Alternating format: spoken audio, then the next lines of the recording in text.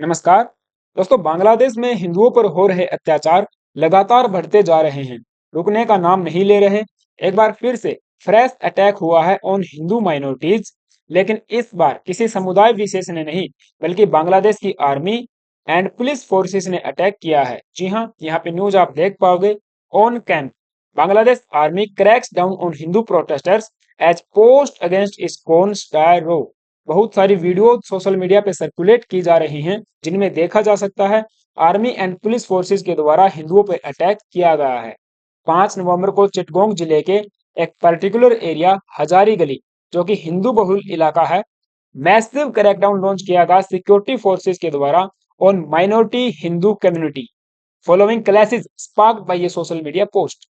Actually में मामला ये था, ओस्मान अली मुल्ला ने एक फेसबुक पोस्ट किया जिसमें डेरोगेटरी रिमार्क किया गया था against Hindu religion and ISKCON. ये व्यक्ति जमात इस्लामी, जो कि एक रेडिकल इस्लामिक ग्रुप है, से जुड़ा हुआ है। इसने लिखा इस्कॉन एक आतंकवादी संगठन है, इसीलिए इसे बांग्लादेश में बैन किया जाना चाहिए। इसके रिस्पॉन्स में लोकल हिंदू इसकी दुकान के सामने इकट्ठा हुए, प्रोटेस्ट किया। दोनों कम्युनिटीज के बीच में लार्ज स्केल पर क्लैशेस देखने को मिले। सिचुएशन और भी ज्यादा डिटोरिएट तब हो जाती है जब बांग्लादेश की आर्मी को डिप्लॉय किया जाता है to restore the order. Tuesday night को आर्मी एंड पुलिस फोर्सेस ने एक ज्वाइंट ऑपरेशन कंडक्ट किया, हिंदुओं पे अटैक किया, हिंदुओं के एस्टेब्लिशमेंट पर भी अटैक किया। And there are lot of videos of the incident are circulating on social media, जिनमें देखा जा सकता है कि हिंदुओं पे अटैक हुआ है। तस्लीमा नसरीन, जो कि एक बांग्लादेशी लेखक है, इंडिया में रहती है, इन्होंने अपने एक्स पर लिखा Hazari lane Chittagong today Hindu versus military.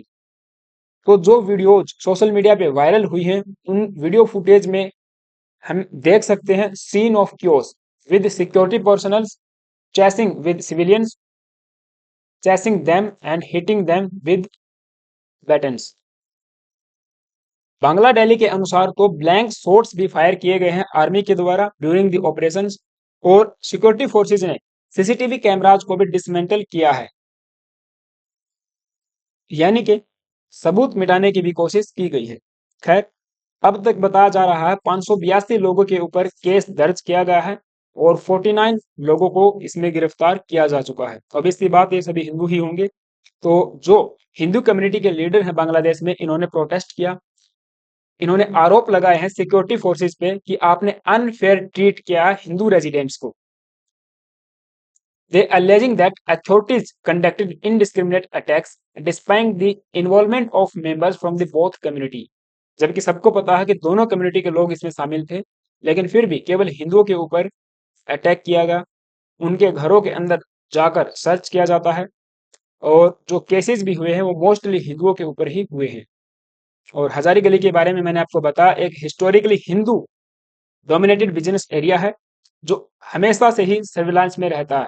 Bangladesh की सरकारें सदा से ही यहाँ पे निगरानी रखती हैं, और आज के समय अगर देखा जाए तो बहुत सारे लोग अपने घरों से नहीं जा सकते, अपनी दुकानों के अंदर नहीं जा सकते, क्योंकि ऑपरेशन यहाँ पे मास स्केल पर चलाया जा रहा है।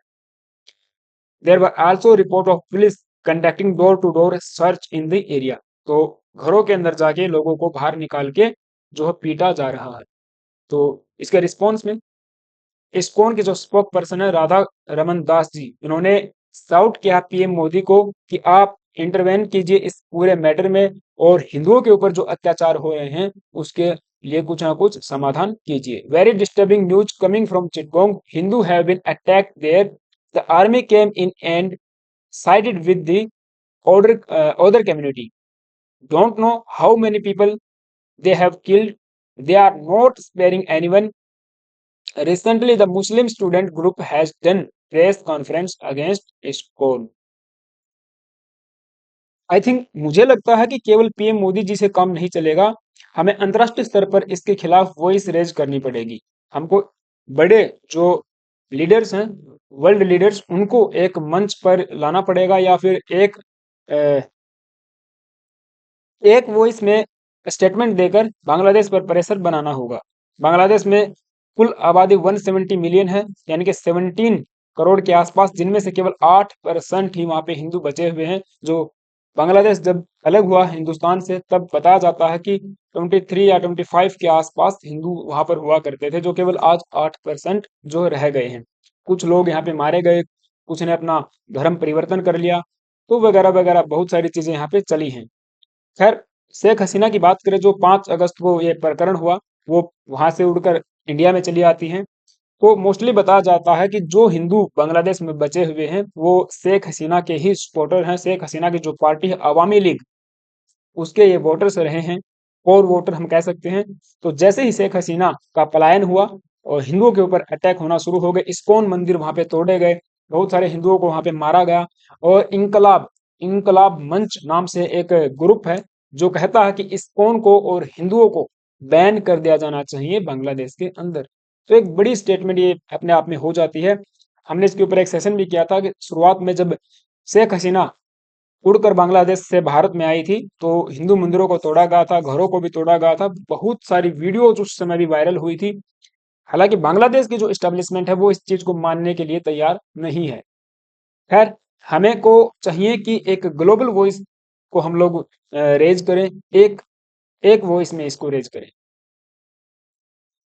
हालांकि बांग्लादेश के हिंदू भी अब जाग रहे हैं।